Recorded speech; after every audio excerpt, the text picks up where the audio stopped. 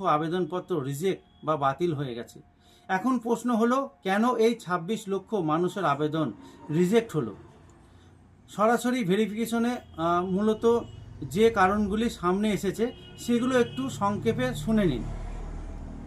ঠিকানার প্রমাণ, ভোটার তালিকা বা সরকারি রেকর্ডে স্থায়ী বাসিন্দা প্রমাণের ঘাটতি, আগের তথ্য ভুল, লক্ষ্মীর ভাণ্ডার থেকে ডেটা মাইগ্রেশনের সময় তথ্যর অমিল বা একই মানুষের একাধিক অ্যাকাউন্টের লিঙ্ক থাকা, আধার ও ব্যাংকের অমিল, ব্যাংক অ্যাকাউন্টের সাথে আধার কার্ড লিঙ্ক বা আধার লিঙ্ক না থাকা, জয়েন্ট অ্যাকাউন্ট, আবেদনকারী মহিলারা নিজস্ব সিঙ্গেল অ্যাকাউন্ট না থেকে যদি জয়েন্ট অ্যাকাউন্ট থাকে তবে আবেদন বাতিল করা হচ্ছে।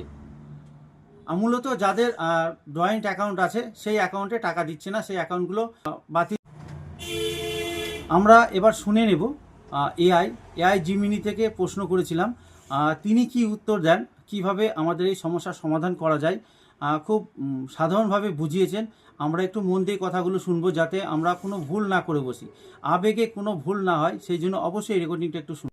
এআই সহকারীর অফিসিয়াল উত্তর ভিডিও ক্লিপের জন্য ধন্যবাদ।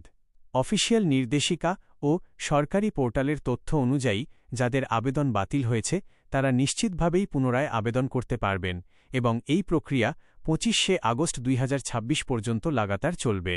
তবে এখানে একটি অত্যন্ত গুরুত্বপূর্ণ বিষয় মাথায় রাখতে হবে। এই মুহূর্তে সম্পূর্ণ নতুন করে অনলাইনে আবেদন করতে গেলে কিছু প্রযুক্তিগত সমস্যা বা ডেটা মিসম্যাচ হতে পারে।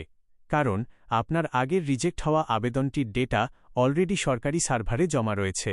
আপনি যদি বিডিও অফিস বা স্থানীয় পৌরসভার সাহায্য না নিয়ে নিজেই সরাসরি অনলাইনে আবার ফর্ম ফিল আপ করতে যান, তবে সার্ভার আপনার পুরনো ভুল ডেটাটিকেই ট্র্যাক করতে পারে এবং আপনার নতুন আবেদনটিও আবারও রিজেক্ট হয়ে যাওয়ার বড় সম্ভাবনা থাকে।